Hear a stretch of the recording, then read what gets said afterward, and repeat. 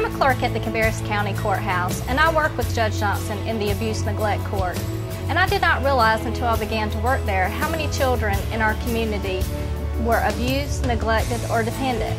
What I've learned in those 2 years is that Judge Johnson truly has a heart for these children. She strives to see that their needs are being met and to ensure that they receive permanence in their lives. A vote for Judge Johnson would be a vote in the right direction for the children that are less fortunate in our county. Hi, my name is Ashley McEachern. And I'm Heather English. And we're deputy clerks in the Cabarrus County Courthouse in the Civil Division.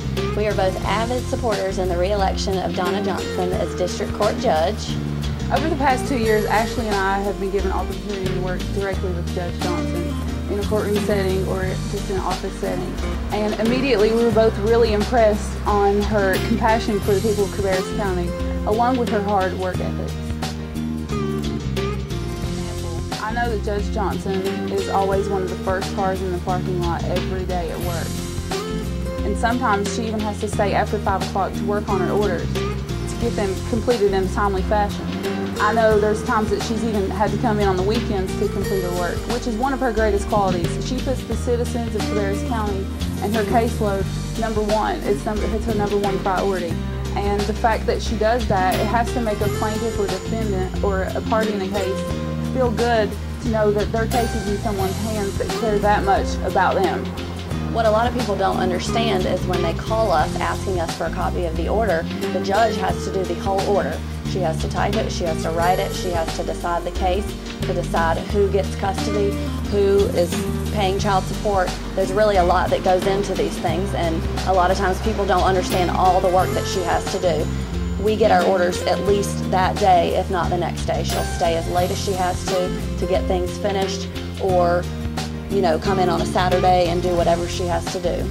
She's very prompt, and that's one of her main goals. It's really important to her to have her things done in a timely manner.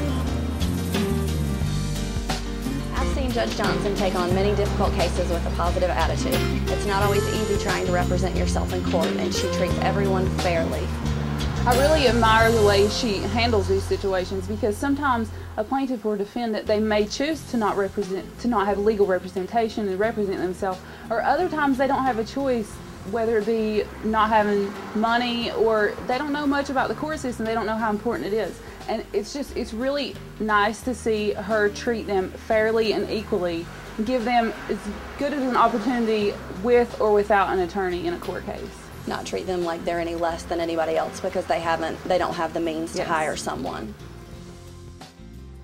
Judge Johnson is really a pleasure to work with.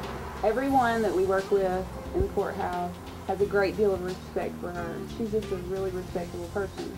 It's easy to call her and ask her, "Hey, Judge Johnson, I need a little bit of help on this. I'm not sure if we're doing it correctly. Could you kind of maybe tell me if this is appropriate?" And she's always willing to help us out. It's interesting to see how other counties work compared to our county. I was at a clerk's conference last weekend, and one of the questions in one of the classes was, how do you get a hold of a judge that isn't there for 2 or 3 days? Because they don't have any courts, so they're just not there. And one of the things that I realized was everyone must not work the same way we do, because we always have a judge that's accessible to us.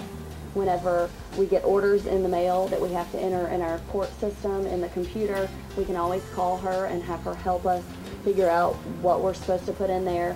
A lot of the terms and things, we don't know what they mean, and we have to have someone to help us enter them.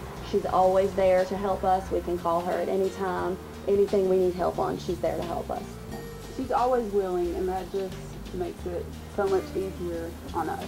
Right. She doesn't make us feel like we're not able to do it. She helps us to understand it in a way that we can put it into the computer and tell it to the plaintiffs and defendants if they need to know something. We can approach her at 4:30 or 5 o'clock on a Friday, and most people will probably be on their way home or with their families, and she's still there, ready and willing to help us out with whatever we need. And she'll stay and help us as long as we need help. It's very important to keep Judge Johnson in office. Please come out November 2nd and vote for Judge Johnson. Every vote counts. Thank you. Election time is a very important time to me. One of the ways I serve my community is by exercising my constitutional right to vote. Over the years, I have noticed that candidates with no experience like to use the terms like liberal and conservative to give a boost to their campaign.